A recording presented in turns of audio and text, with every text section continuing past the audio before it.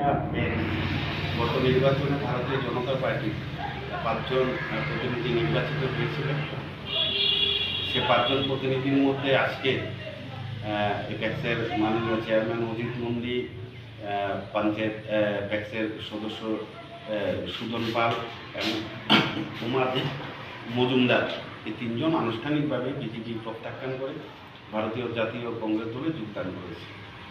৫ জন প্রতিনিধির মধ্যে যেহেতু ৩ জন প্রতিনিধি অর্থাৎ মেজরিটি ভারতীয় জাতীয় কংগ্রেস দলে যোগদান করেছে, সেহেতু আজ থেকে আমরা কংগ্রেসের মাধ্যমে সেই ভোট আমরা পরিচালনা করি এবং এই ভোটের মধ্যে যিনি নির্বাচিত প্রতিনিধি উমাকে মজুমদার, যিনি মহিলা মোর্চার বার্মা মণ্ডলের সম্পাদিকা ছিলেন এবং পরিবেন্দ্রা শক্তি দলের নির্বাচী ছিলেন মহিলা মোর্চার, উনিও আনুষ্ঠানিকভাবে সেখানে কংগ্রেস দলে যোগদান করেছেন। এই ৩ জনের মধ্যে এই ৩ পরিবারের মধ্যে টোটাল ২১ জন ভোটার রয়েছেন। ২১ জন ভোটারও আনুষ্ঠানিকভাবে আছে কংগ্রেস দলে সেখানে যোগদান করেছে।